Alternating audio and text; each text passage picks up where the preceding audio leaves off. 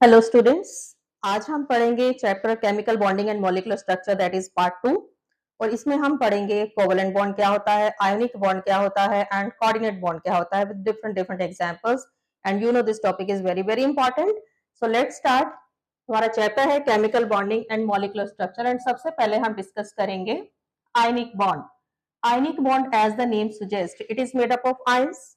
Ions के लिए क्या चाहिए आपको? दो तरह के आयंस चाहिए, positive and negative. So ionic bond involves the formation of ion. It involves the forces of attraction between the positive and negative part. It is the formation of ions and it involves electrostatic forces of attraction. It involves electrostatic forces of attraction between positive and negative ion.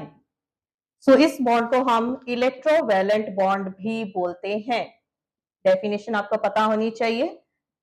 ये bond बहुत ज्यादा strong होता है। क्यों strong होता है? It is due to the strong forces of attraction between the opposite charged ion that is the positive and negative ion. तो यही फोर्सेस ऑफ अट्रैक्शन है जो एक बॉन्ड को पकड़ कर रखती है। चलिए हम अभी एक एग्जांपल से क्लियर करते हैं। That is the formation of NaCl। बहुत सिंपल सा हमारा कंपाउंड है। NaCl कैसे बनता है? NaCl नाम सुना है, सॉल्ट है हमारा। अगर इसको आप हाथ लगाते हो तो एक क्रिस्टलाइन फॉर्म में होता है, पाउडर फॉर्म में नहीं होता। चलिए फॉर्मेशन ऑफ NaCl। हम किसी से पूछे वो क्या बोलता है? Na प्लस Cl क्या बन गया? NaCl। अब सबसे पहले हमें क्या चाहिए? Formation of ion. तो आपने सबसे पहले क्या लिखना है? Na की इलेक्ट्रॉनिक कॉन्फ़िगरेशन है 11। इसकी आप कॉन्फ़िगरेशन लिखते हो 281। इसके वैलेंस शेल में एक इलेक्ट्रॉन है। अब कोई भी चीज आपस में बॉन्डिंग क्यों करती है? सबसे पहले माइंड में ये पता होना चाहिए। बॉन्डिंग इसीलिए होती है ताकि वो स्टेबिलिटी गेन कर सके, because everything in the universe wants stability. अब नाइट जो सोडियम है इसके आउटर मोस्ट शेल में एक इलेक्ट्रॉन, अगर इसके पास 8 होते तो ये स्टेबल होता। हमें पता, ऑक्टेट रूल हमें पता पड़ा है। तो इट मींस ये अपना एक इलेक्ट्रॉन निकालने में बिल्कुल भी देरी नहीं करेगा, जल्दी से निकाल देगा ताकि उसके पास 8 इलेक्ट्रॉन रह जाए आउटर मोस्ट शेल में। सो सोडियम क्या प्रेफर करेगा? It will loses it's this electron. तो जब ये इसको लूज कर देगा, इसके पास कितने रह गए? 10। इसकी कॉन्फ़िगरेशन क्या बन गई? 280 and it changes to Na positive. तो हमारे पास पॉजिटिव आयन आ गया। अब हम लेते हैं क्लोरीन। क्लोरीन की कॉन्फ़िगरेशन है 17, एटॉमिक नंबर है, कॉन्फ़िगरेशन आ गई 7। अब इसके आउटर मोस्ट शेल में 7 इलेक्ट्रॉन है, जबकि इसको कितने चाहिए? 8 चाहिए, तो ये स्टेबल होगा। अब ये 7 अपने लूज नहीं करेगा। ठीक है, 7 बहुत बड़ी चीज है, इसके पास 90% चीज है, इसको तो सिर्फ 10% चीज कहीं से चाहिए। इसको सिर्फ एक इलेक्ट्रॉन चाहिए, तो इमीडिएटली ये सोडियम का इलेक्ट्रॉन ग्रास्प करने की कोशिश करेगा। तो जब ये सोडियम का इलेक्ट्रॉन लेगा तो इसके पास इसके इलेक्ट्रॉन्स कितने हो गए? 288। तो इसकी स्टेबिलिटी आ गई। सोडियम ने लूज किया तो इसकी स्टेबिलिटी आई, क्लोरीन ने गेन किया तो इसकी स्टेबिलिटी आई। अब हमारे पास सोडियम आयन, पॉजिटिव आयन और क्लोराइड आयन दोनों ही आ चुके हैं। अब इनके बीच में बॉन्डिंग होगी and there is formation of ionic bond. अब इसको आप इलेक्ट्रॉन डॉट स्ट्रक्चर से कैसे रिप्रेजेंट कर सकते हो? हमने ल्यूस डॉट स्ट्रक्चर पढ़ा है। जो वैलेंस इलेक्ट्रॉन्स होते हैं हम उसकी डॉट लगाते हैं। सोडियम के वैलेंस इलेक्ट्रॉन कितने हैं? 1। हमने यहाँ पर 1 डॉट लगा दी। क्लोरीन के वैलेंस इलेक्ट्रॉन्स कितने हैं? 7। तो हमने यहाँ पर 7 डॉट्स लगा दी। अब सोडियम जो है मेटल है, metal always loses electron, it will give its 1 electron to Cl। उससे क्या होगा? Na के पास पॉजिटिव, Cl ने ले लिया है नेगेटिव, इन दोनों के बीच में बॉन्ड बन जाएगा। So this bond is called ionic bond. It's a very very strong bond because of the electrostatic forces of attraction. तब आपको समझ में आया कि NaCl जो है वो कैसे बनता है। इस तरह से हम और एग्जांपल लेकर भी आयनिक बॉन्ड की स्टडी कर सकते हैं। Let's study the formation of MgO। Magnesium oxide, calcium oxide, sodium oxide, ये सारे कैसे बनते हैं? चलिए हम इनको आप स्टडी करते हैं। आपको एग्जाम में इससे रिलेटेड क्वेश्चन तो आएगा ही आएगा। Formation of MgO। Magnesium 12 atomic number, configuration आप लिखते हो 282। ऑक्सीजन 8 एटॉमिक नंबर, कॉन्फ़िगरेशन आपने लिखी 26। अब मैग्नीशियम के आउटर मोस्ट शेल में 2 इलेक्ट्रॉन है, so it will prefer to lose its electron. ये अपने 2 इलेक्ट्रॉन दे देगा and it get converted to Mg2 positive. Oxygen ये 2 इलेक्ट्रॉन ले लेगा and it get converted to O2 negative. चलिए आप इसको शो कैसे करोगे? आप डायग्रामेटिकली इसको शो कैसे करोगे? Mg के पास 2 वैलेंस इलेक्ट्रॉन है, ऑक्सीजन के पास 6 वैलेंस इलेक्ट्रॉन है, तो ये 2 इलेक्ट्रॉन ऑक्सीजन के पास जाएंगे, जिससे Mg के ऊपर 2 पॉजिटिव चार्जेस आ गए और ऑक्सीजन के ऊपर 2 negative, and there is formation of magnesium oxide, bond between the magnesium and oxygen. Let's study Na2O। अब ये सोडियम ऑक्साइड कैसे बना?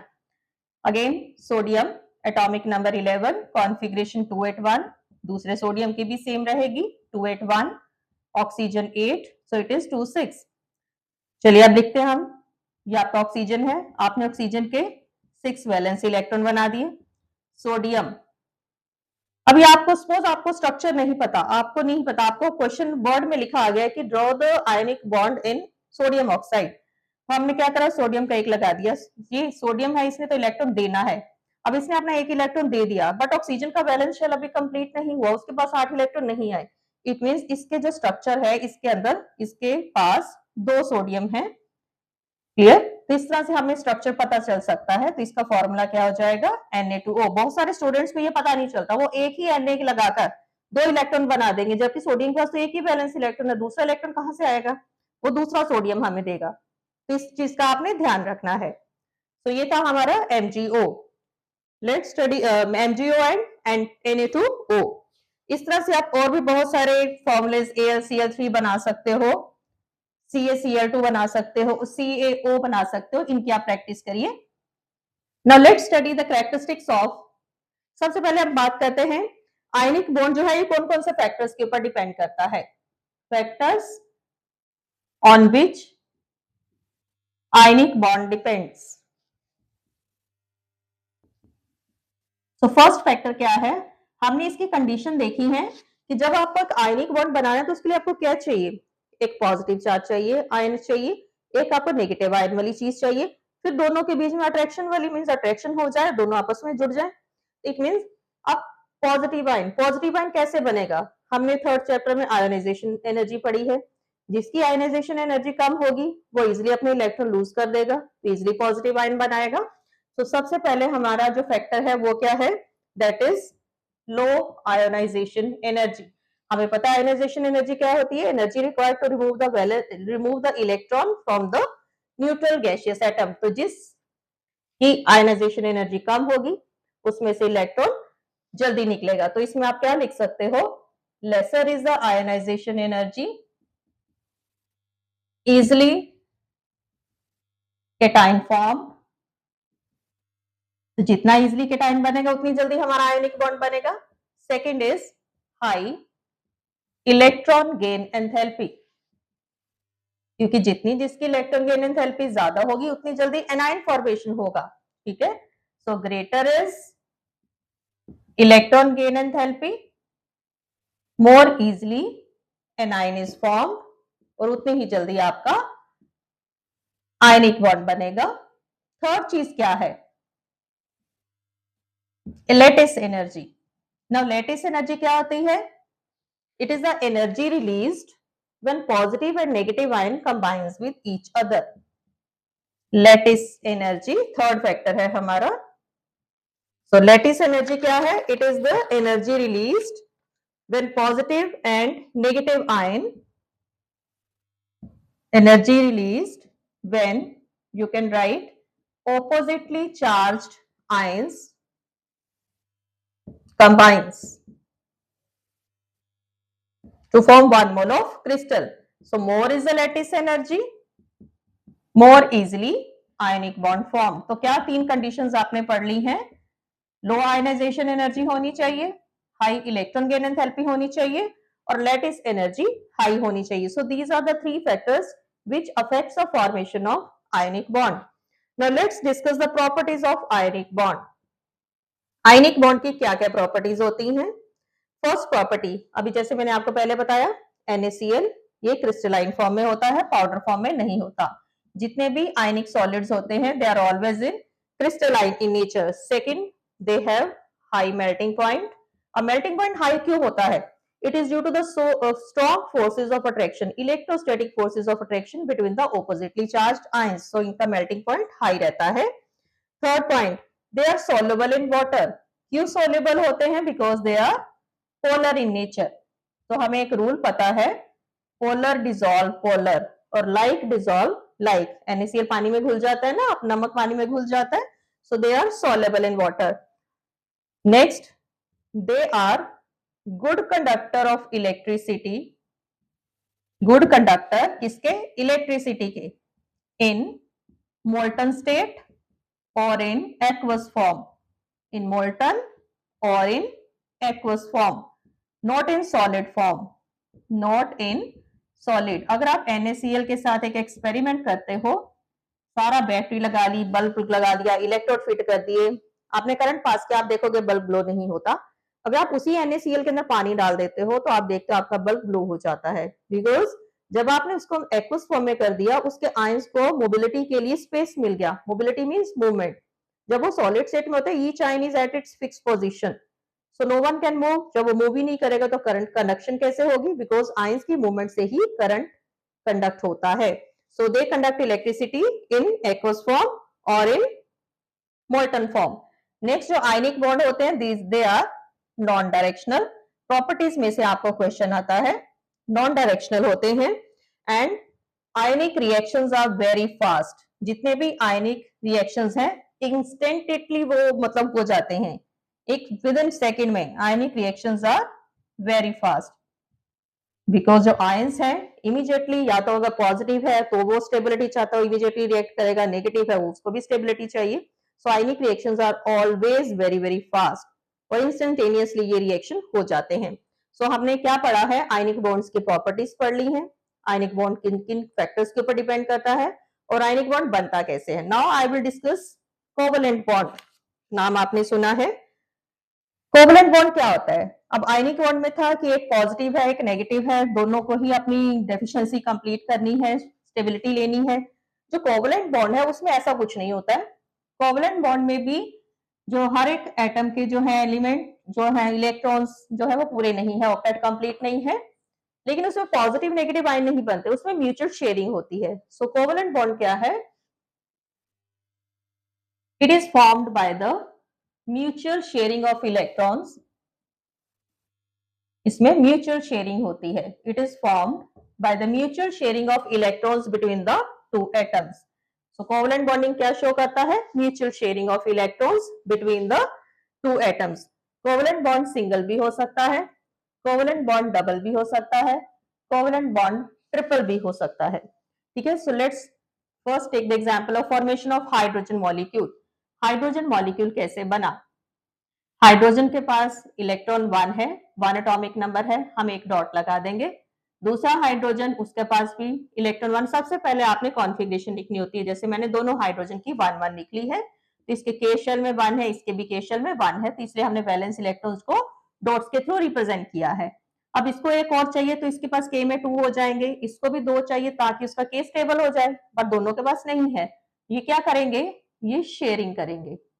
इस चीज को हम क्या बोलते हैं? Covalent bonding. तो यहाँ पर H और H के बीच में एक बॉन्ड बना है, so this is the example of single covalent bonding. So let's take example of formation of oxygen molecule. Oxygen molecule कैसे बना है? ऑक्सीजन का एटॉमिक नंबर 8, आपने दोनों का लिख दिया, कॉन्फ़िगरेशन 2-6, दोनों के पास 6-6 है। चलिए हम 6 वैलेंस इलेक्ट्रॉन है तो 6 डॉट्स बनाते हैं, एक ऑक्सीजन की 6 डॉट, दूसरे ऑक्सीजन की 6 डॉट, इन दोनों, क्योंकि एक बॉन्ड 2 इलेक्ट्रॉन से मिलकर बनता है, तो यहाँ पर 2 बॉन्ड बन गए। सो this is the formation of double covalent bond. Clear? यहाँ पर कितने इलेक्ट्रॉन्स की म्यूचुअल शेयरिंग हो रही है? 4 इलेक्ट्रॉन्स की, means 2 pair of electron. Now let's take example of formation of nitrogen molecule. Nitrogen 7 atomic number, दोनों का आपने लिखा 2-5, तो वैलेंस इलेक्ट्रॉन कितने हो गए? 5। अभी हम 5 डॉट्स लगाएंगे, एक नाइट्रोजन, ये हो गया हमारा दूसरा नाइट्रोजन, 2 इलेक्ट्रॉन्स बॉन्ड, तो यहाँ पर हमारे 6 इलेक्ट्रॉन थे, तो उन्होंने कितने बॉन्ड बना दिए? 3। सो this is the formation of triple covalent bond. ये हमने सिंगल, ये हमने डबल और ये हमने ट्रिपल कोवलेंट बॉन्ड किया है। ये हमने जितने भी एग्जांपल किए ये होमो थे। Homo means same same, 2H 2O 2N। जो आपकी कोवलेंट बॉन्डिंग है ये अलग अलग हेटेरो एटॉमिक मॉलिक्यूल्स में भी हो सकती है। लेट्स टेक एग्जांपल ऑफ, हम एक और एग्जांपल ले रहे हैं। सपोज मैंने एग्जांपल ले लिया है, इट इज C2H4। अब C2H4 इट इज हेटेरोटॉमिक, इसमें कार्बन भी है और हाइड्रोजन भी है। तो चलिए अब ये कैसे बनेगा। सबसे पहले तो आप देखिए कार्बन 2 है और हाइड्रोजन 4 है। रेशियो अगर बनाते हो तो एक कार्बन को कितने हाइड्रोजन मिले, 2। तो मैं 2 कार्बन बनाती हूँ हम, ठीक है। उसके पास हमने 2 H ऐसे लिख देने हैं, लिख दिया हमने। कार्बन का एटॉमिक नंबर 6, कॉन्फ़िगरेशन 2 4, हाइड्रोजन का 1 तो उसके 1 ही आएगा। सभी हाइड्रोजन का 4 है तो सभी हाइड्रोजन का 1 1 इलेक्ट्रॉन हो गया। अब हाइड्रोजन का 1 1 है तो मैंने हाइड्रोजन की एक एक डॉट लगा दी। कार्बन के पास 6 है, दोनों कार्बन के पास 4 4 वैलेंस इलेक्ट्रॉन है। तो चलिए हम 4 डॉट्स लगाते हैं कार्बन के आसपास। एक इसकी 4 डॉट्स हो गई, दूसरे कार्बन की भी मैंने 4 डॉट्स लगा दी। चलिए एक बॉन्ड यहां बना, एक बॉन्ड यहां बना, एक बॉन्ड यहां बना, एक यहां बना, ये बना, 2 ये बने। तो इसका स्ट्रक्चर आपके सामने है। सो आपका ये स्ट्रक्चर क्या है, इसको हम इथिलीन बोलते हैं। और इसके अंदर कितने हैं, आपको कोवलेंट बॉन्ड काउंट करना भी आता है कि काउंट द कोवलेंट बॉन्ड। तो अब आप कैलकुलेट करिए, 1 2 3 4 5 एंड 6 कोवलेंट बॉन्ड आपके स्ट्रक्चर में हैं। आपको कोवलेंट बॉन्ड्स कैलकुलेट करना भी आता है। तो ये this is the formation of covalent bond. हमने सारे ही एग्जांपल करे हैं। अब आपको मैं कुछ क्वेश्चन प्रैक्टिस के लिए देती हूँ, आप जरूर ट्राई करिए। आप कार्बन डाइऑक्साइड में कोवलेंट बॉन्ड बनाइए। अगर कोई डिफिकल्टी हो तो आप मुझे मैसेज करिए, हम उसको फिर से वीडियो में शेयर करेंगे। C2H2 में बनाइए, C4H10 में बनाइए। इस तरह से आप कोवलेंट बॉन्डिंग किसी में भी आप शो कर सकते हो, ठीक है। इतनी ही प्रैक्टिस करिए, ये आपके सिलेबस में है, ये आपको जरूर आनी चाहिए। So this is the formation of water में भी आप बना सकते हो, covalent bonding in water, heteroatomic, then in NH3। इसके आप एग्जांपल हैं, इसको आप जरूर ट्राई करिए। सो दिस इज कोवलेंट बॉन्ड। अब जो कोवलेंट बॉन्ड है ये आयनिक बॉन्ड की तरह स्ट्रांग नहीं होता है, ठीक है, उससे वीक होता है। तो इसका मेल्टिंग पॉइंट आयनिक बॉन्ड से कम होता है। ये भी नॉन डायरेक्शनल है बिकॉज म्यूचुअल शेयरिंग हो रही है। तो कोवलेंट बॉन्ड मेल्टिंग पॉइंट कम है, म्यूचुअल शेयरिंग हो रही है। कोवलेंट बॉन्ड जो है they are not good conductor of electricity. These are the few properties of covalent bonds. Now let's study coordinate bond. This is the third category of bond which is included in your syllabus. ये आपको पता होना चाहिए। अब coordinate bond क्या है, ये जब बन जाता है तो ये कोवलेंट बॉन्ड की तरह ही नजर आता है, लेकिन जब बनता है तो इसका स्टाइल थोड़ा सा डिफरेंट होता है। कोऑर्डिनेट बॉन्ड में क्या है, आपका बॉन्ड बन रहा है, जैसे हमने आयनिक और कोवलेंट स्टडी करे हैं।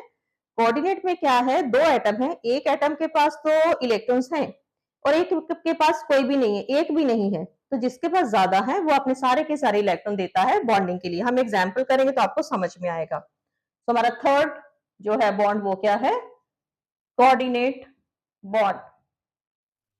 ये हमारा क्लास 11 केमिस्ट्री का बहुत इंपॉर्टेंट चैप्टर है और इसमें से आपको कॉम्पिटिटिव एग्जाम्स में भी क्वेश्चंस काफी आते हैं और बोर्ड में तो आने ही आने हैं। So what is coordinate bond, इसको हम डेटिव बॉन्ड भी बोलते हैं। इट इज डायरेक्शनल, इसको हम इस तरह से एरो से शो करते हैं। अब इसमें क्या होता है, बोथ इलेक्ट्रॉन्स, अगर आप इसको डिफाइन करना चाहते हो, both electron comes from single atom. बहुत इजीली आप इसको अंडरस्टैंड कर सकते हो definition, both electrons comes from single atom. चलिए एक मैं एग्जांपल आपको समझाती हूँ। For example formation of NH4 positive. चलिए ये कैसे बना, सबसे पहले तो हमारा सेंट्रल एटम नाइट्रोजन, नाइट्रोजन का एटॉमिक नंबर 7, कॉन्फ़िगरेशन लिखते हो 2 5, इसके पास L में क्या है M, 5 इलेक्ट्रॉन्स है। अब हमने 4 हमारे पास हाइड्रोजन्स हैं, 4 हाइड्रोजन्स, लेकिन आप ध्यान से देखिए एक इसके ऊपर 1 पॉजिटिव चार्ज है। 1 पॉजिटिव चार्ज का मतलब क्या है, एक ही पॉजिटिव चार्ज है ना, तो एक हाइड्रोजन के पास कोई भी इलेक्ट्रॉन नहीं है। इसके पास 1 है, हमें पता है हाइड्रोजन का एटॉमिक नंबर 1 है, ये 0 है। इसके पास K में 1, K में 1, K में 1, इसके पास कुछ भी नहीं है। तो एक हाइड्रोजन ऐसा है जिसमें कुछ भी नहीं है। सो लेट्स राइट, सबसे पहले हम नाइट्रोजन के पास 5 वैलेंस इलेक्ट्रॉन है। क्लियर, हम 5 वैलेंस इलेक्ट्रॉन्स बनाएंगे। ये हमने 5 वैलेंस इलेक्ट्रॉन्स बना दिए। 3 हाइड्रोजन के पास जिनके पास है वो हमने इस तरह से लिख लेना है, लिख लिया। अब 3 हाइड्रोजन ने तो नाइट्रोजन के साथ नॉर्मल कोवलेंट बॉन्ड बना दिए म्यूचुअल शेयरिंग से। अब जो 4th हाइड्रोजन है उसको मैंने ऐसे लिख दिया, उसके पास कुछ भी नहीं है, मैंने कोई डॉट नहीं लगाई है। लेकिन यहाँ नाइट्रोजन के पास आप देख सकते हो यहाँ पर 2 इलेक्ट्रॉन्स हैं, इनको हम क्या बोलते हैं, लोन पेयर। जैसे ये 3 ने तो बॉन्ड बना लिए, लेकिन ये 2 इलेक्ट्रॉन ऐसे हैं जिन्होंने अभी तक कहीं भी बॉन्डिंग नहीं की। जो इलेक्ट्रॉन ऐसे होते हैं उनको हम लोन पेयर बोलते हैं। अब ये बॉन्ड 2 इलेक्ट्रॉन्स क्या करेंगे, ये दोनों के दोनों इलेक्ट्रॉन जो है मिलकर बॉन्ड बनाएंगे। तो इसका स्ट्रक्चर कैसा होता है, लाइक दिस। तो दोनों के दोनों जो इलेक्ट्रॉन्स हैं वो कहां से आए हैं, नाइट्रोजन से आए हैं। H के पास नहीं था, तो इसलिए जब इसका आप स्ट्रक्चर बनाते हो तो इसके ऊपर हम पॉजिटिव चार्ज लिखते हैं, दैट इज द, जिससे हमें पता चल जाता है कि एक H जो है वो इलेक्ट्रॉन डेफिशिएंट था। So very simple. लेकिन जब बन गया तो उसके बाद ये नॉर्मल कोवेलेंट बॉन्ड की तरह ही लगता है। So let's take another example. Second example, formation of ozone, O3. O3 कैसे बना? Second example, O3, ओजोन जिसको हम बोलते हैं। मैंने 3 ऑक्सीजन बनाए। अब ऑक्सीजन का एटॉमिक नंबर 8, कॉन्फ़िगरेशन 2 6, तीनों की ही 2 6 रहेगी। अब मुझे 6 वैलेंस इलेक्ट्रॉन तीनों के आसपास बनाने हैं। चलिए 6 वैलेंस इलेक्ट्रॉन्स, इसके 6 बना दिए। अब देखिए इसके भी 6 बना दिए। अब देखिए इसके भी 6 हमने बना दिए। अब बॉन्डिंग कैसे होगी, इसका एक इलेक्ट्रॉन 1 2, इस ऑक्सीजन और इस ऑक्सीजन के बीच में 2 बॉन्ड बन गए हैं। अब आप देखिए इसके पास तो यहाँ पर 2 इलेक्ट्रॉन है, लेकिन इसके पास यहाँ पर कुछ भी नहीं है, ठीक है। तो ये 2 इलेक्ट्रॉन जो है ये यूज करेगा और यहाँ पर क्या बन गया, कोऑर्डिनेट बॉन्ड। तो हम इसको इस तरह से रिप्रेजेंट करते हैं। बाकी जितने जितने किसके ऊपर लोन पेयर है उसको आप बना सकते हो। So this is the formation of ozone molecule. So very simple, आप प्रैक्टिस करिए formation of coordinate bond between NH3 and BF3 and then formation of H2SO4. Clear, ये आपके 2 प्रैक्टिस के लिए क्वेश्चंस हैं। Show the formation of coordinate bond between NH3 and BF3 and second the formation of coordinate bond between H2SO4। So I hope ये आपको बहुत अच्छी तरह से समझ में आया है। इसको आप अच्छी तरह से देखिए, अपनी कॉपीज पर बनाइए और स्टडी करिए। अगर कुछ आपको नहीं समझ में आता आप मैसेज करिए, then I will again upload the video of that your doubt. तो इसको लाइक शेयर और सब्सक्राइब करना बिल्कुल नहीं भूलना है, because I am uploading the each and every topic of your NCERT chemistry, जो कि आपके पीवाईक्यूज भी हैं। हर क्वेश्चन हर टॉपिक जो इंपॉर्टेंट है वो आपका अपलोड कर रही हूँ। इसको आप अच्छी तरह से देखिए और सब्सक्राइब करना बिल्कुल नहीं भूलना है। जो भी आपको डिफिकल्टी लगती है आप उसका मैसेज करिए, you will get the video very soon. So I am uploading the video of your class 1 chemistry that is on every Monday and Wednesday at 7 p.m. So don't forget to subscribe my channel. Thank you.